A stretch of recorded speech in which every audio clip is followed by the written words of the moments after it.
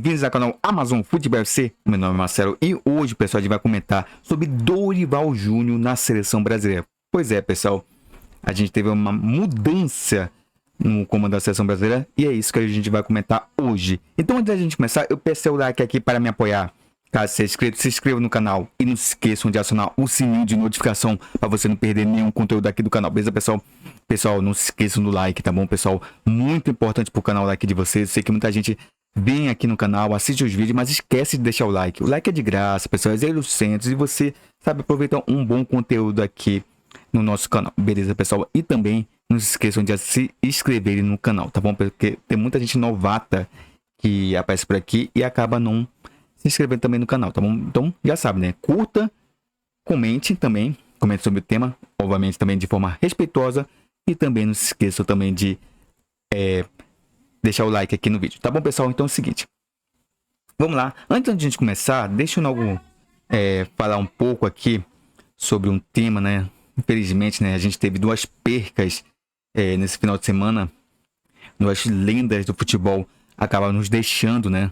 E não podia deixar, né, esse assunto, não comentar sobre esse assunto, né? É um tema bem complicado. A gente perdeu o Zagallo e no domingo a gente perdeu o Frank Beckenbauer, duas lendas do futebol mundial. Dois caras que vão fazer muita falta, né, nesse mundo do futebol. E, cara, o Zagallo realmente é um cara, um ícone, né, do futebol brasileiro, do futebol mundial. Foi campeão como treinador, como jogador, como auxiliar.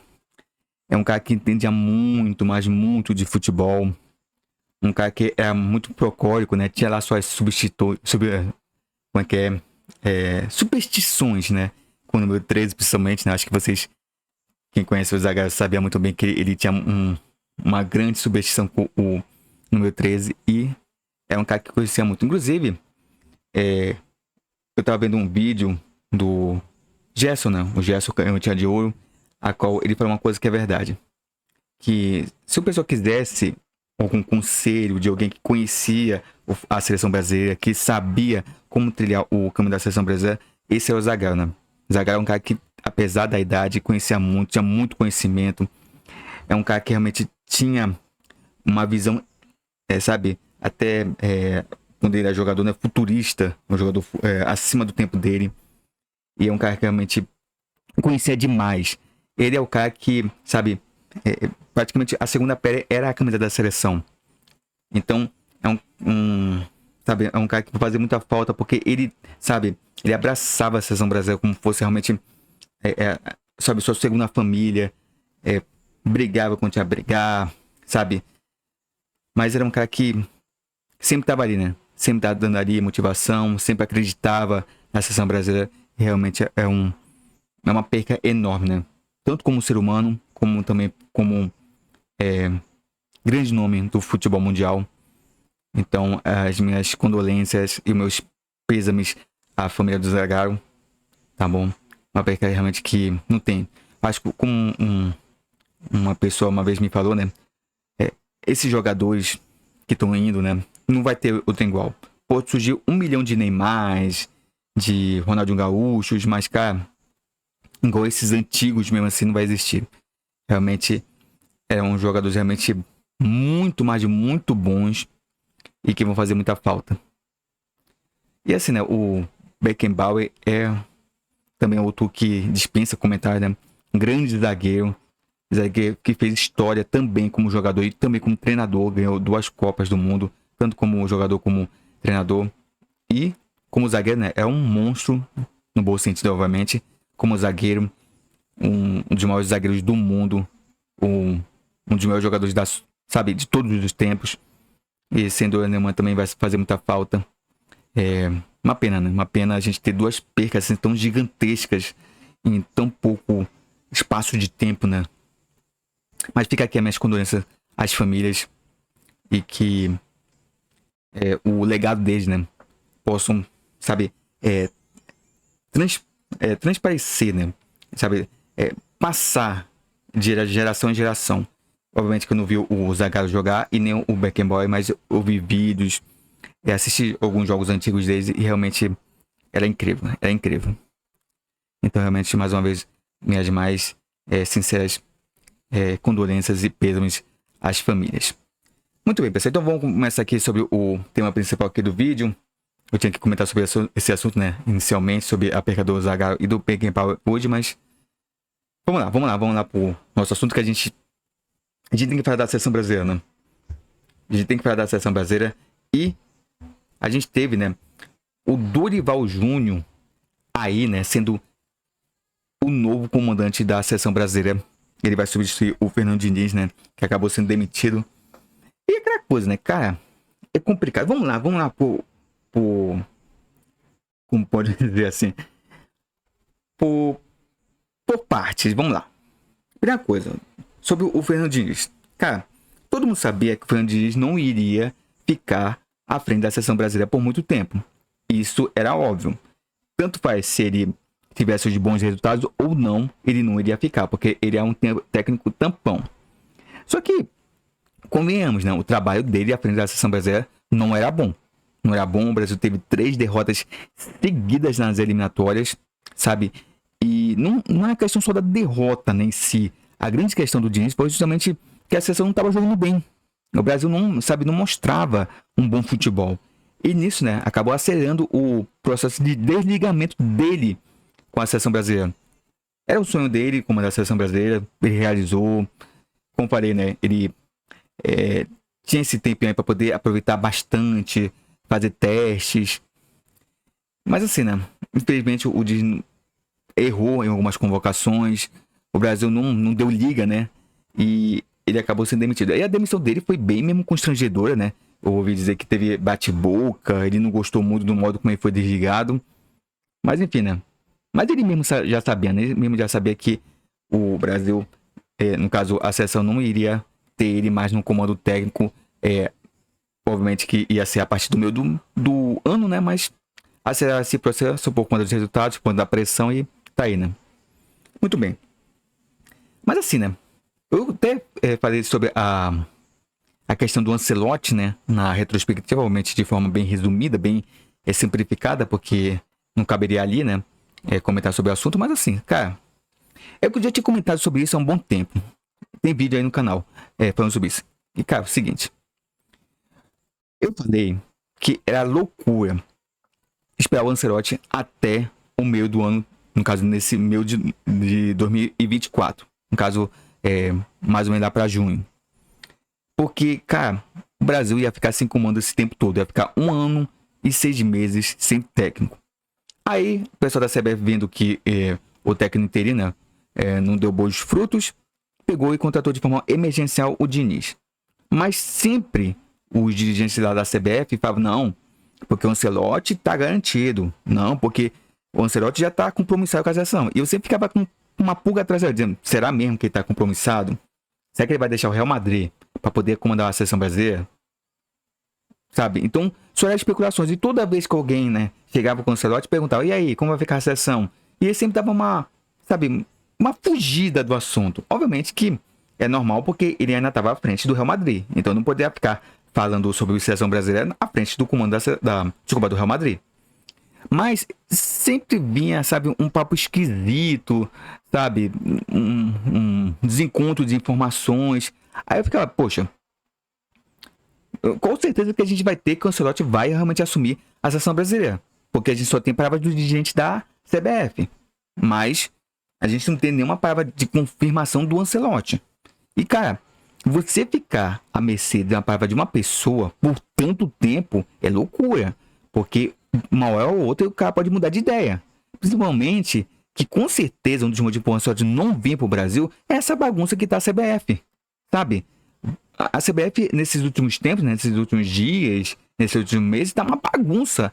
É presidente afastado para a justiça, sabe? É confusão ali com a FIFA, é um disse-me-disse, é uma confusão geral, sabe? Isso daí reflete diretamente no desempenho da seleção. Então, com certeza o Ancelotti vendo, né, no caso, essa bagunça que tá a seleção brasileira, ele disse, eu não vou sair do Real Madrid, que é um dos maiores times do mundo, que é bem organizado, que tem, sabe, toda uma segurança aqui para ir no meio dessa bagunça. com certeza. Por mais que a seleção brasileira seja pentacampeão do mundo, seja uma seleção respeitadíssima no cenário internacional, é a única seleção que tem 5 títulos mundiais, mas, cara, não dá pra ver nessa bagunça, não dá. Até porque, com certeza, também não sentiu segurança, né? De querer teria autonomia, de fato, de comandar essa seleção. Entendeu? Porque, sabe, é muita coisa por trás. A gente sabe que tem muita coisa por trás da seleção brasileira. Então, ele não sentiu confiança em vir pra cá. Então, isso era justamente para os dirigentes da CBF pegarem e já logo vendo outro nome. Porque o que a gente está vendo, principalmente nesse mercado agora, é que vocês podem conferir, né, as informações aí nas noticiários, é que não dá para ficar enrolando em negociação que você vê que não vai ser bem sucedida.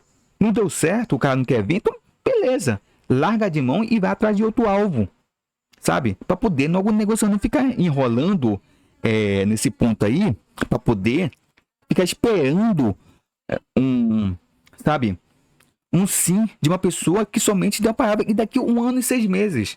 Então não pode acontecer isso.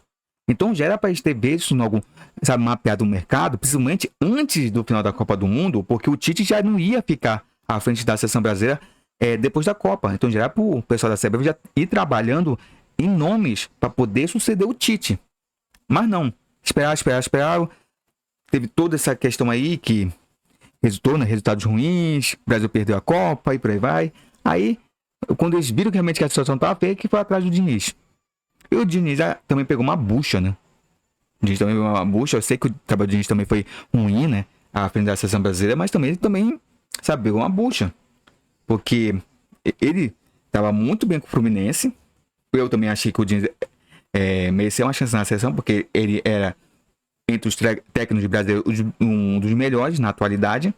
Tanto é que ano passado foi um ano mágico para ele, conquistou a campeonato carioca e depois a Libertadores, né? Então não dá para negar que o Diniz também fez um belo trabalho no Fluminense. Mas tipo assim, ele tá bem no Fluminense, sabe? O viés de alta e de repente vai para a seleção e fica com o viés de baixa, sabe? Por conta dessa bagunça que dá a CBF. Então é bem complicado, né? O Diniz também foi corajoso de ter assumido. Ficou pouco tempo, teve resultados bem ruins e tá aí, né? Obviamente que ele não gostou de ter saído dessa forma.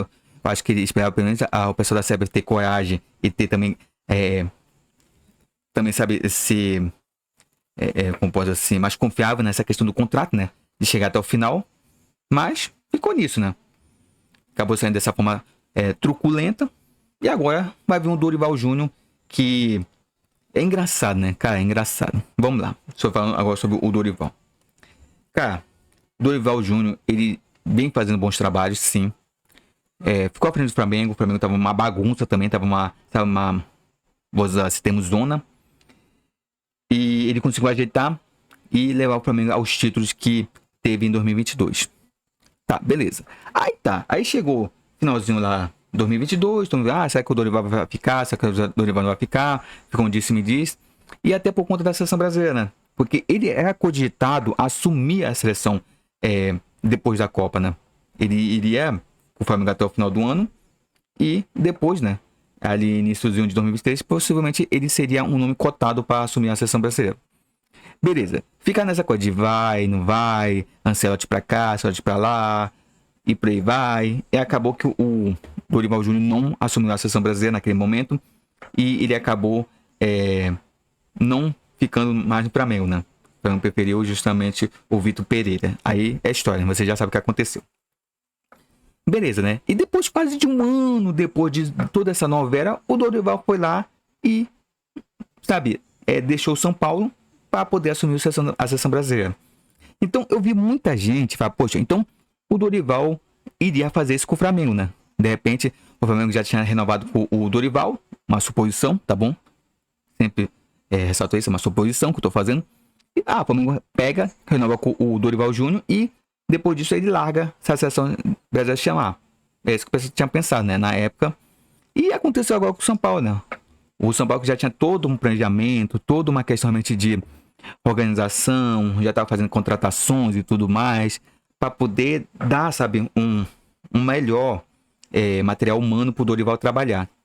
E do nada, né? veio o presidente da CBF, que pegou uma liminar para poder continuar à frente do seu cargo, e chamou o Dorival Júnior para poder assumir o comando da seleção. E assim o Dorival abandonou o São Paulo, essa é a verdade, e assumiu o cargo da seleção.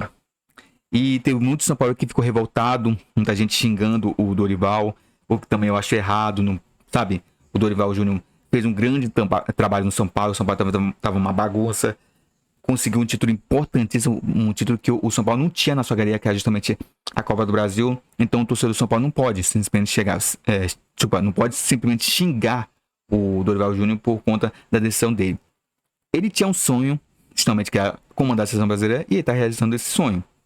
Então, essa é a questão profissional, né? Se você tem um sonho onde você vai ter uma elevação do patamar do seu trabalho, obviamente o cara vai aceitar. É normal. Isso qualquer profissional que de repente tá numa empresa e uma outra empresa maior chame, com certeza ele vai querer aceitar, né? É normal isso. Agora, como eu falei, né? Os caras também tem que entender esse ponto de vista do Dorival Júnior. Eu sei que o torcedor do São Paulo fica chateado porque o São Paulo já está prestes, né, a disputar uma Supercopa do Brasil contra um arquirrival que tem um comandante que está há anos à frente do Palmeiras, que é justamente o Abel Ferreira. E o Dorival Júnior aí, estando no comando, o São Paulo poder assim bater de frente com o Palmeiras. Mas agora, né, o São Paulo vai ter que se desfazer totalmente do planejamento, porque perdeu o seu principal comandante, e agora tem que começar a caça a um bom nome que possa suceder o Dorival Júnior de forma que dê certo, né? Porque, infelizmente, né, no São Paulo também, muitos nomes foram cogitados para assumir o São Paulo antes do Dorival Júnior, e muitos nomes também vieram, né? Mas acabou não dando certo no São Paulo. Então, essa é a revolta do torcedor do São Paulo, né? Que pensava que o Dorival Júnior iria ficar pelo menos mais um ano no São Paulo, né?